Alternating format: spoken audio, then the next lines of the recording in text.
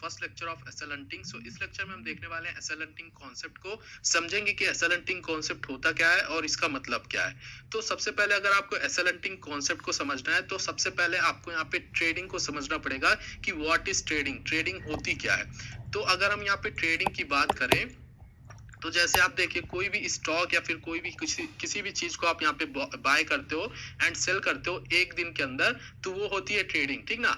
Investment की बात नहीं कर रहे हैं, आप यहाँ पे ट्रेडिंग को अच्छी तरीके से समझते हो कि ट्रेडिंग क्या होती है। ट्रेडिंग क्या होती है, देखिए ट्रेडिंग स्टॉक मार्केट में यहाँ पे जो भी पैसा आ रहा है, जो भी आप पैसा कमा रहे हो, वो कहीं यहाँ पे एटीएम मशीन से नहीं आ रहा है या फिर कोई पैसा यहाँ पे इन्वेस्ट नहीं कर रहा है उसके अंदर, ठीक ना, कि किसी दूसरे का पैसा आपको यहाँ पे मिल रहा है, ऐसा कुछ नहीं होता है। आप जितने लोग ट्रेडिंग करते हो उन्हीं में से एक दूसरे का पैसा आपको मिलता है। कैसे, मान लीजिए एक बंदा है, यहाँ पे दो बंदे हैं, मान लीजिए यहाँ पे एक बंदा है, ठीक ना, ये बंदा है और एक बंदा यहाँ पे है। अब इन दोनों को पता नहीं है कि ये दोनों कौन है, ठीक, ये अननोन है एक दूसरे के लिए। अब एक शेयर है मान लीजिए XYZ, ठीक। अब इस शेयर को इस वाले फर्स्ट पर्सन ने बाय किया, मींस इसका व्यू है कि मार्केट यहाँ से ये वाला जो शेयर है ये अपसाइड जाएगा, ठीक, इसका व्यू है। और ये वाला पर्सन उसी पॉइंट पे क्या करता है, इस वाले शेयर को सेल कर देता है। इसने किया सेल, इसने किया बाय, ठीक।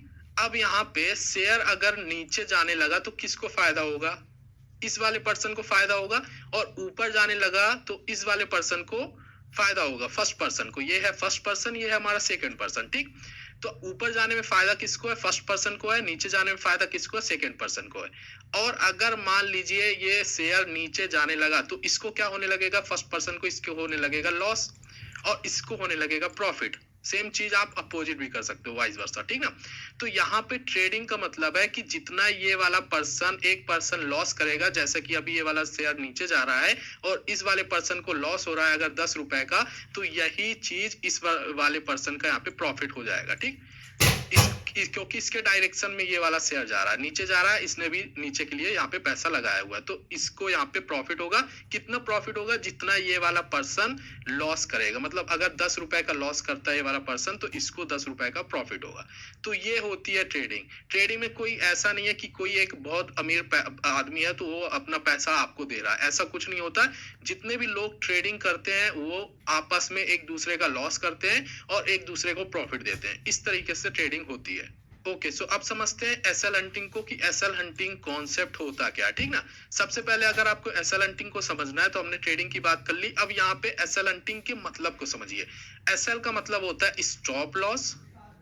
अब स्टॉप लॉस भी आप लोग को, काफी सारे लोगों को नहीं पता होगा। हंटिंग का मतलब होता है हंट करना, ठीक, हंट करना। जो बिगनर है वो यहाँ पे स्टॉप लॉस के बारे में नहीं जानते होंगे।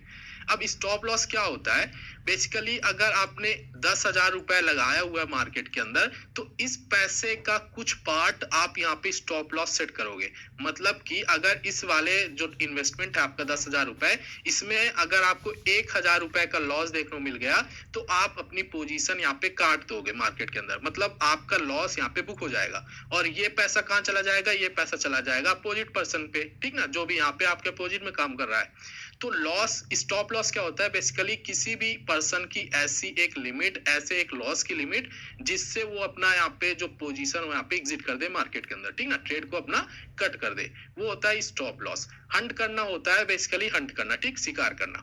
ये चीज हम नहीं कर सकते हैं मार्केट के अंदर। ये चीज कौन करता है इसके बारे में आगे देखेंगे। बेसिकली हंटिंग, एसएल हंटिंग का जो मतलब है वो यहाँ पे होता है स्टॉप लॉस हंट करना। मतलब सामने वाला पर्सन ऐसे कौन से पॉइंट पे अपना स्टॉप लॉस लगा रहा है जहां पे मार्केट जाएगा और वो अपना लॉस बुक करेगा, और जो लॉस बुक करेगा वो यहाँ पे किसी दूसरे पर्सन का जो उसके अपोजिट में काम कर रहा है उसका यहाँ पे प्रॉफिट हो जाएगा। मतलब ये पर्सन अगर लॉस करेगा तो जो भी इसका स्टॉप लॉस हंट कर रहा है इसके पास 1,000 रुपए आ जाएगा, ठीक।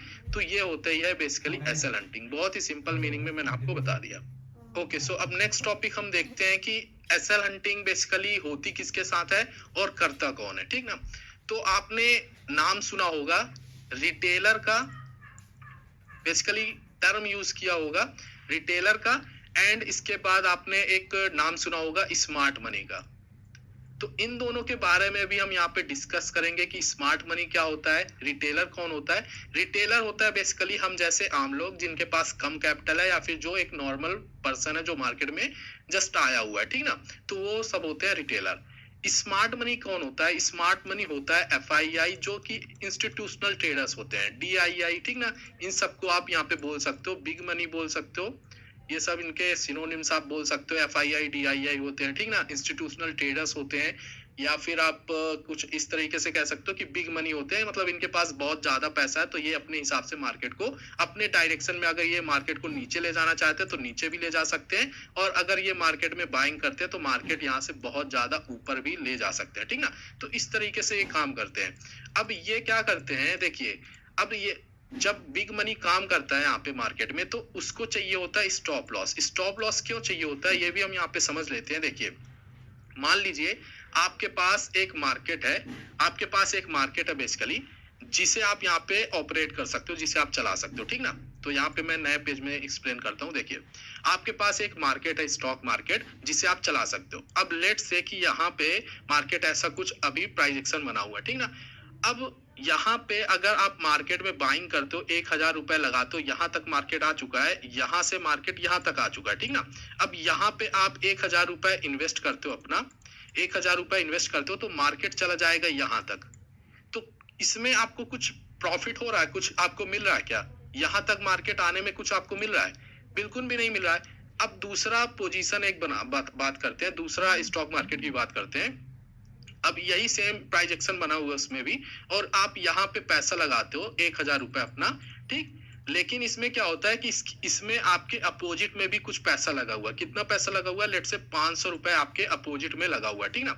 सो 500 रुपए आपके अपोजिट में लगा हुआ है। अब अगर मार्केट यहाँ तक जाता है, तो इस वाले मार्केट में क्या सिस्टम है? इस वाले मार्केट में सिस्टम है कि अगर आप पैसा लगाते हो ऊपर, तो आपके जो अपोजिट में काम कर रहा है, इसका लॉस होने लगेगा, क्योंकि कॉल पुट होता है ना, जैसे आप थोड़ा सा इमेजिन करके, विजुलाइज करके समझिएगा।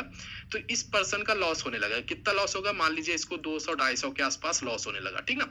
तो ये वाला पैसा कहाँ जाएगा? ये वाला पैसा जाएगा इसमें। जब आप मार्केट को यहाँ तक ले जाओगे, तो आपको यहाँ पे प्रॉफिट दिखने लगेगा। इस वाले में ऐसा कुछ सिस्टम नहीं था, लेकिन इस वाले में ऐसा सिस्टम है। इसमें आपको 1200 यहाँ पे दिखने लगेगा, ठीक ना। मतलब आपका टोटल इन्वेस्टमेंट 1,000 रुपए था, और इसमें आपको यहाँ पे 1200 रुपए यहाँ पे मिल रहे हैं। तो आपके लिए ज्यादा बेटर स्टॉक मार्केट कौन सा है? ये वाला बेटर है, क्योंकि इसमें आप पैसे लगा रहे हो। मान लीजिए आपको बाइंग करना है यहाँ पे, लेकिन उसमें आपको प्रॉफिट भी हो रहा है, सामने वाले का पैसा जा रहा है तो आपको प्रॉफिट हो रहा है। लेकिन इसमें तो ऐसा कुछ नहीं था ना। तो एफआईआई डीआई ऐसे ही करते हैं। जब मार्केट में स्टॉप लॉस, अगर उनको बाइंग भी करना है, तो वो यहाँ पे सबसे पहले स्टॉप लॉस क्रिएट करेंगे। मार्केट में ऐसी सिचुएशन क्रिएट करेंगे जहां पे जो नॉर्मल पर्सन है उसके अपोजिट में बैठ जाए, और वो अपना पैसा लगा के वो अपना प्रॉफिट करें। क्योंकि इस वाले मार्केट में उनको एक भी प्रॉफिट नहीं हो रहा। इनका इन्वेस्टमेंट हो रहा है, 1,000 रुपए ये अपना मार्केट में लगा रहे हैं, मार्केट ऊपर ले जा रहे हैं, लेकिन इनको कुछ भी प्रॉफिट नहीं हो रहा है, कुछ भी इनको मिल नहीं रहा है। और इस वाले में उनको 200 रुपए मिल रहा है। तो ये ज्यादा बेटर ऑप्शन है, इसलिए वो ऐसा कुछ करते हैं, ठीक ना। तो ये भी एफआईआई, जो डीआईआई होते हैं, इंस्टीट्यूशनल ट्रेडर्स होते हैं, वो यहाँ पे इस तरीके से काम करते हैं। बिग मनी बेसिकली इस तरीके से काम करना, वो पहले स्टॉप लॉस क्रिएट करता है, जहां पे उसको लगता है कि मार्केट में यहाँ पे रिटेलर्स आना चालू कर देंगे, या फिर रिटेलर्स यहाँ पे आ जाएंगे, रिटेलर्स उनके अपोजिट में बैठ जाएंगे, तब वो अपना पैसा लगाते हैं एंड मार्केट को उनके अपोजिट डायरेक्शन में लेकर जाते हैं। और इतने सारे रिटेलर्स हैं, आपने एक टर्म भी सुना होगा, एक सेंटेंस सुना होगा कि 90% रिटेलर्स लूज मनी। क्यों लूज करते हैं? क्योंकि बिग प्लेयर उनके अपोजिट में काम करते हैं, ठीक ना।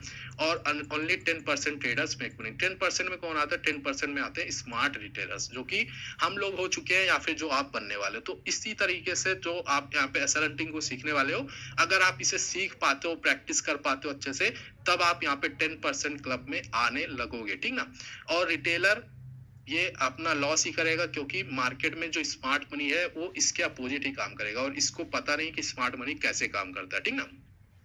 तो इस तरीके से जो बिग प्लेयर है, बिग मनी है, वो यहाँ पे काम करता है।